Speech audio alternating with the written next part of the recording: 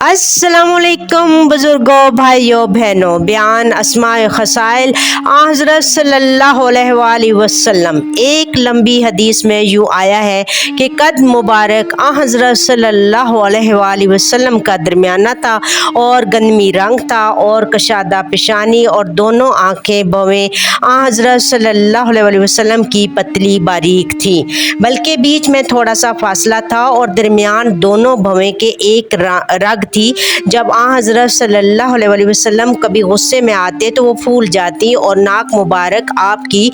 दराज और ऊंची थी और इसके ऊपर एक नूर चमकता था और चेहरा मुबारक आपका मुलायम और बराबर था और दहन मुबारक कशादा था और दांत मुबारक आपके साफ और रोशन थे और ऊपर के दोनों दांतों के दरमियान थोड़ा सा शिगाफ था और रैश और सर मुबारक में तकरीबन 20 बाल सफ़ेद थे और बाल आपके पेचीदा थे, सीधे ना थे और शिकन बालों की म्याना थी और चेहरा मुबारक आपका मानंद 14वीं रात की चांद की तरह चमकता था और दरमियान दोनों मोंडों के पारे गश्त मानंद बेजा है कबूतर के थे और इसमें नक्श रंग बिरंग के थे। एक रवायत में है कि वही मेरे नबूवत थी और मोहम्मद रसूल अल्लाह इसी पर लिखा हुआ था और बाद वफ़ात हज़रत सल्लल्लाहु अलैहि वसल्लम के वो मेरे नबूवत उठा ली अल्लाह ताला ने और सीना मुबारक भी हुज़ूर सल्लल्लाहु अलैहि वसल्लम का कशादा था और आपकी छाती से नाफ तक एक ख़त बारीक सा था और बाजू और मोंडे और छाती पर बाल न थे और हड्डी मोंडे की और घुटने की और जानू की मोटी थी और हर दो बंदोबस्त और हर दो काफ दस्त और पापर गोश्त और नरम थे और जिसमें मुबारक नूरानी हो पाकीज़ा था और लतीफ़ हो मतअद्दल था और जब खामोश बैठे होते तो एक हैबत और शिकवा बशरा पर ज़ाहिर होता और जिस वक्त बात करते नज़ाकत और लताफत मालूम होती और जो शख्स आपको दूर से देखता वो जमाल और ताजगी पाता और जो नज़दीक आकर मुशाहिदा करता मलाहमत और शीरनी हासिल होती और हज़रत सल्लल्लाहु अलैहि वसल्लम कभी भी भूख और प्यास का शिकवा मुंह पर न लाते, बल्कि जब कभी भूखे प्यासे ज़्यादा होते तो आबे ज़मज़म के पानी से कनाहत फरमाते थे और जो चीज़ आपके पीछे पर्दे में होती तो वो चीज़ मसल सामने के नज़र आती और ये आपको मौज़ा अल्लाह ताला ने अनायत फरमाया था और शब तारीक में मानंद रोज़ रोशन के देखते थे और हज़रत सल्लल्लाहु अलैहि वसल्लम के लवाब दहन मुबारक से आब शोर शीरी हो जाता था और अगर कोई इस लुआब को चाट लेता तो तमाम दिन इसको दूध पीने की आदत ना होती और बगल मुबारक में आपके बाल न थे और साया जिस्म मुबारक का ज़मीन पर न पड़ता था और आवाज़ हज़रत सल्लल्लाहु अलैहि वसल्लम की दूसरों की आवाज़ से दूर जाती थी और आप दूरी से बात कर लेते थे और जब सोते आँख ज़ाहिर में आपकी गनूंदा और चश्म बातन कशवादा इंतज़ार दही की रहती थी और आप और आपके जिस्म मुबारक से बोहे मुश्क और अंबर की ज़ाहिर होती।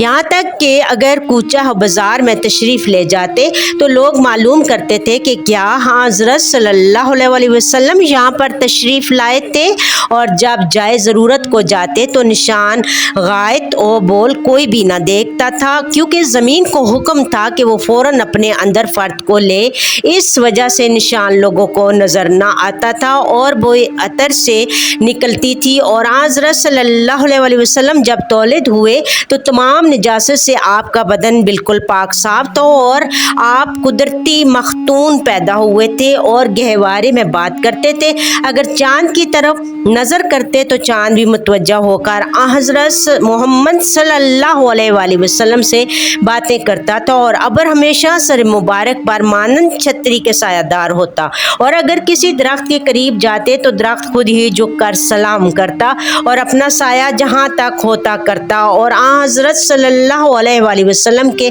कपड़ों में जुएं न पड़ती थी और आपके जिस्म मुबारक पर मक्खी भी न बैठती थी बवजह अदब और ताज़ीम के। और जब आप दराज गोश घोड़े पर या ऊँट पर सवार होते तो उस वक्त वो बोलो बराज न करता था और अल्लाह ताला ने आलम अरवाह में जबकि सारी मखलूक को पैदा करके फरमाया,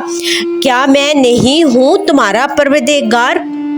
اے محمد صلی اللہ علیہ وآلہ وسلم۔ اس پر آن حضرت صلی اللہ علیہ وآلہ وسلم نے کہا اور تمام مخلوق نے بھی کہا، یعنی تو پروردگار میرا ہے۔ اور شب معراج میں براق پر سوار ہو کر آسمان پر جانا، کعب و قوسین کے نزدیک اور دیدار الہی سے مشرف ہونا، یہ تمام خصوصیات کسی اور نبی کو حاصل نہ ہوئی۔ غصہ خوشنودی آن حضرت صلی اللہ علیہ وآلہ وسلم کے مطابق ایک کام قرآن مجید کے تھے، اور چہرہ مبارک آپ کا ہمیشہ بشاش و خرم رہتا تھا، اور جس امر میں رضائے الہی نہ ہوتی اس میں غفلت برتتے تھے، اور شجاعت و سخاوت میں سب سے پہلے تھے، ایسا کہ کوئی سائل آپ کے دروازے سے خالی نہ جاتا تھا،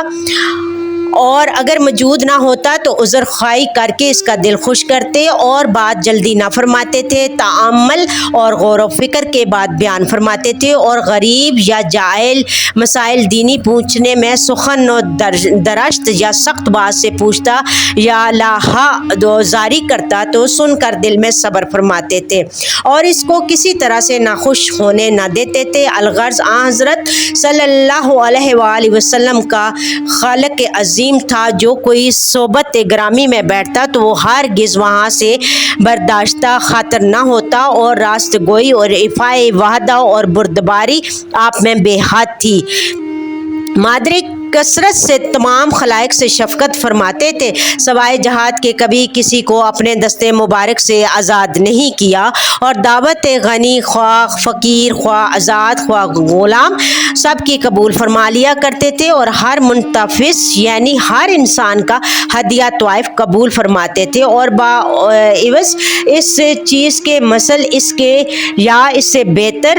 اسے بھیج دیتے، اور اپنے اصحاب سے ہمیشہ دوستی رکھتے تھے، اور ان کی دلداری بھی کیا کرتے، اور ہمیشہ ہر شخص سے خیر و عافیت دریافت کرتے تھے، اور اگر کوئی سفر کو جاتا یا پھر کوئی بیمار ہوتا تو اس کی عیادت کرتے اور دعا بھی فرماتے، اور اگر کوئی مسلمان مر جاتا تو انا للہ و انا الیہ راجعون پڑھتے، اور نماز جنازہ پڑھ کر اس کے واسطے دعا خیر و مغفرت کی فرماتے تھے، اور پسماندہ کے پاس جا کر تعزیت و تہنیت فرماتے تھے، اور ہر حال میں اپنے ہمسایوں کی خبر گیری رکھتے تھے، اور جب کسی مومن مسلمان سے ملاقات ہوتی تو پہلے السلام علیکم کرتے، اور جو لوگ اپنے کسی معاملات میں معذرت پیش کرتے ان کی عذر خواہی کو سنتے، اور آپ کے یہاں جو کوئی باسط مہمان کے آتا اس کو بہت عزیز دوست رکھتے، اور حتی المقدور اس کی خدمت کرتے تھے، اور اپنے پاس سے کھانا وغیرہ کھلاتے تھے، اور جس وقت وہ مہمان واپس سوار ہوتا تو کچھ دور تک پاپی آدھا چلتے، اور اگر ان کی سواری نہ ہوتی تو اپنی طرف سے اس کو سواری کا انتظام فرماتے، اور جو شخص حضرت کی خدمت اقدس میں آتا اس کے ساتھ بڑی محبت سے پیش آتے تھے، اور جو شخص حضرت صلی اللہ علیہ وآلہ وسلم کی خدمت کرتا آپ بھی اس کی خدمت کرنے میں کوئی عیب نہ سمجھتے تھے، خواہ وہ لونڈی ہو یا غلام ہی کیوں نہ ہو، اور جو کچھ حضرت صلی اللہ علیہ وآلہ وسلم کھاتے پیتے لوگوں کو بھی کھلاتے پلاتے، اور اصحاب و کبار کے ساتھ اکثر کاموں میں شریک ہوتے تھے، اور جس مجلس میں اور جماعت میں تشریف لے جاتے خالی جگہ پر بیٹھتے، اور کبھی آپ نے صدر مجلس اور مسند کی تمنا نہیں کی، اور ہر وقت اٹھتے بیٹھتے ذکر اللہ کیا کرتے تھے، اور جو لوگ برائیاں یا بدی کرتے ان کے ساتھ آپ ہمیشہ نیکی اور بھلائی فرماتے تھے، اور غریب مسکینوں پر مہربانی فرمایا کرتے تھے، اور ان کو کسی وقت بھی حقارت سے نہیں دیکھتے تھے، اور اپنے دست مبارک سے اپنے کفاشا اور پارسا سیتے تھے، اور اکثر اوقات کعبے کی طرف منہ کر کے بیٹھتے، اور نماز بسار اور خطبہ کم پڑھتے تھے، اور آپ کے سینہ مبارک سے حالت نماز میں آواز مسل جوش دیکھ کے آتی تھی، اور قیام نماز میں بہت دیر تک کرتے تھے، ایسا کہ پاؤں مبارک پھول جاتے، اور نماز عشاء کی اول شب پڑھتے پھر سویا کرتے، اور پھر نفس شب کو اٹھ کر نماز تہجد پڑھا کرتے تھے، اور صبح کے وقت 2 رکعت نماز قراءت قصر سے ادا فرمایا کرتے، باقی نماز فرض با جماعت ادا فرمایا کرتے، اور ہر مہینہ میں روز 2 شنبہ اور 5 شبہ اور جمعہ کو عاشورہ شبان میں روزہ رکھتے تھے، اور حیا و شرم آپ میں بہت زیادہ تھی، اور کبھی کبھی خوش طبی بھی فرماتے تھے مگر سوائے سخن اور راست کے نہیں فرماتے تھے۔ چنانچہ ایک دن ایک شخص نے حضرت صلی اللہ علیہ وسلم سے آ کر کہا، یا رسول اللہ صلی اللہ علیہ وآلہ وسلم، ہم کو کسی جانور پر سوار کر دیجئے۔ یہ بات سن کر حضور صلی اللہ علیہ وسلم نے فرمایا کہ بچہ ناکہ پر سوار کراؤں گا۔ اس نے کہا، یا حضرت، بچہ ناکہ کیوں کر ہم کو سواری دے گا؟ آپ نے اس سے فرمایا کہ شتر کو بھی بچہ ناکہ کہتے ہیں۔ اور ایک دن ایک عورت نے رسول خدا صلی اللہ علیہ وسلم سے فرمایا کہ یا حضرت، میرا شوہر بیمار ہے اور وہ آپ کو دیکھنا چاہتا ہے۔ آپ نے فرمایا، تیرا شوہر ہے اور اس کی آنکھوں میں سفیدی اور اس سفیدی سے کنارہ چشم مراد تھی۔ اس عورت نے جانا کہ سفیدی روشنی چشم کو دور کرتی ہے، وہی ہوگی۔ پھر اپنے گھر میں اپنے شوہر سے جا کر یہ بات جو حضرت صلی اللہ علیہ وآلہ وسلم نے فرمائی تھی بیان کی۔ اس نے یہ بات سن کر کہا کہ سفیدی تو سارے جہان کی آنکھ میں ہے۔ اور ایک دن ایک بڑھیا نے جناب رسالت مآب صلی اللہ علیہ وآلہ وسلم سے آ کر عرض کی، اے حضرت، میرے حق میں دعائے خیر فرمائیے کہ اللہ تعالیٰ مجھ کو بہشت نصیب کرے۔ آپ نے فرمایا کہ بڑھیا عورتیں بہشت میں نہ جائیں گی۔ بس یہ بات سن کر حضرت کی بہت ہی آبدیدہ ہو کر حضرت کے سامنے سے چلی گئی۔ پھر حضرت صلی اللہ علیہ وآلہ وسلم نے حاضرین مجلس سے فرمایا کہ اس بڑھیا سے کہو کہ کوئی حالت پیری میں بہشت نہیں جائے گا، بلکہ سب کے سب نوجوان ہو کر بہشت میں داخل ہوں گے۔ اور حضرت صلی اللہ علیہ وسلم اکثر اوقات پہرن سبز پہنتے تھے اور جمعے کے دن چادر سرخ، اور نماز میں ہر روز دستار 7 ہاتھ باندھتے اور عیدین میں 14 ہاتھ کی دستار اپنے سر مبارک پر رکھتے۔ اور حضرت نے فرمایا کہ 1 رکعت نماز بعد دستار ادا کرنا بہت فضیلت رکھتی ہے، یعنی 17 نماز پڑھنے کے برابر ہیں۔ اور حضرت صلی اللہ علیہ وآلہ وسلم کرتے اور چادر سے نماز پڑھا کرتے تھے، اور کسی وقت آپ نے ایک کپڑے سے بھی نماز ادا کی ہے، اور ہر شب سرما دہنی آنکھ میں 3 بار اور بائیں آنکھ میں بھی 3 بار لگاتے تھے، اور کبھی حالت روزے میں بھی آنکھوں میں سرما لگایا کرتے تھے، اور تیل بھی سر میں ڈالا کرتے تھے، اور داڑھی وغیرہ کنگھی سے صاف اور ٹھیک کیا کرتے تھے، اور عطریات سے بہت خوش ہوتے تھے، اور بدبو سے سخت نفرت تھی، اور بہت ناخوش ہوتے تھے، اور اکثر اوقات لین و موزے پہنتے تھے، اور پہلے جو کام بھی کرتے دہنی طرف سے شروع کرتے تھے، حتیٰ کہ وضو و مسواک اور داخل مسجد اور نالہن پہننا بسم اللہ پڑھ کر دہنی طرف سے شروع کرتے۔ انگوٹھی چاندی کی کبھی دہنے ہاتھ اور کبھی بائیں ہاتھ میں چھوٹی انگلی میں پہنتے تھے، اور انگوٹھی کے نگینے پر اللہ محمد رسول یہ 3 لفظ لکھے ہوئے تھے، اور جہاد میں اکثر اوقات زرہ پہنتے تھے، اور شمشیر اپنے جسم سے لٹکا لیتے تھے، اور بچھونا آپ کا کھجور کی پتی اور چمڑے کا تھا، اور کھانے میں